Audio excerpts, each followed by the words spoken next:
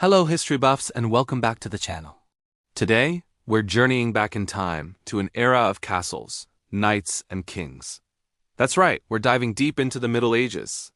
So grab your virtual steed and let's ride into one of the most fascinating periods in human history. Ready to understand how medieval society actually worked?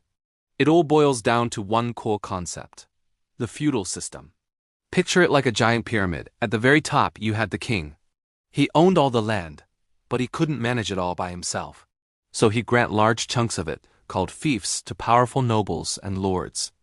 In return for this land, these nobles pledged their loyalty and, crucially, promised to provide soldiers, or knights, for the king's army whenever he needed them.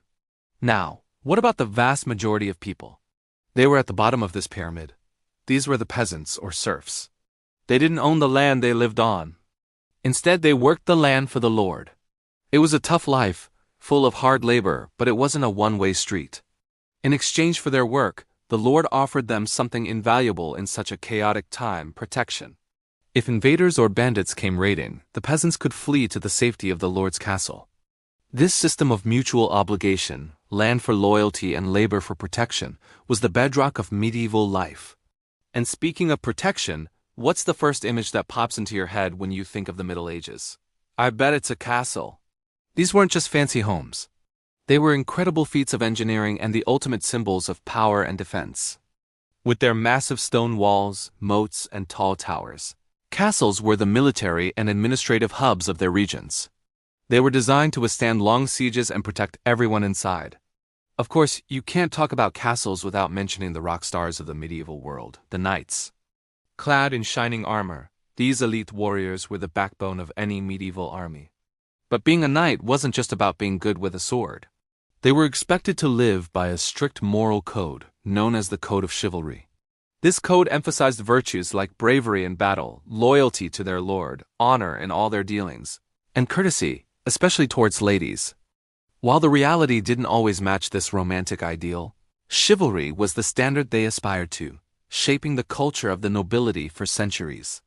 Now, let's talk about the single most powerful institution of the Middle Ages, one that influenced every aspect of life, from birth to death.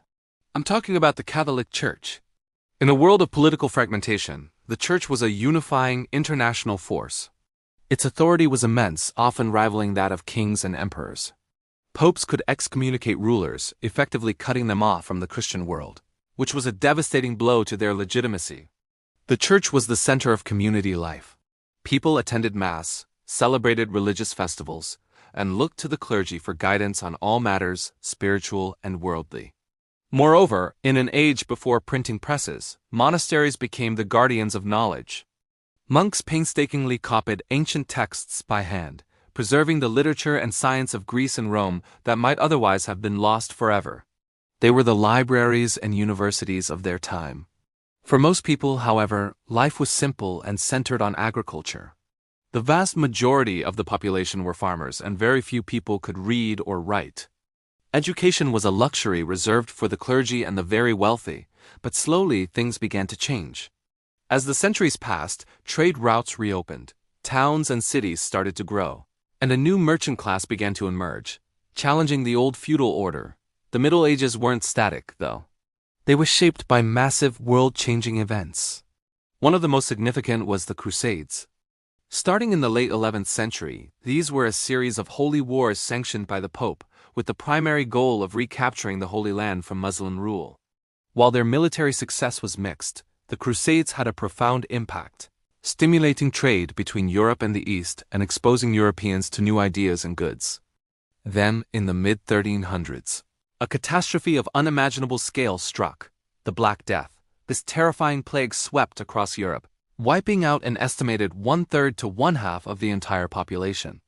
The social and economic consequences were staggering. With so many workers gone, labor became scarce, and peasants could demand better wages and conditions, accelerating the decline of the old feudal system. Amidst all this turmoil, the modern nations we know today began to take shape. Strong monarchies consolidated their power, creating centralized kingdoms like England, France, and Spain, laying the groundwork for the world we live in now. From the rigid structure of feudalism to the epic sagas of knights and the profound influence of the Church, The Middle Ages were a complex and dynamic era that set the stage for the modern world. I hope this journey back in time was as exciting for you as it was for me. If you enjoyed this video and learned something new, please give it a thumbs up. And don't forget to subscribe and hit that notification bell so you won't miss our next historical adventure. Thanks for watching and see you in the next one.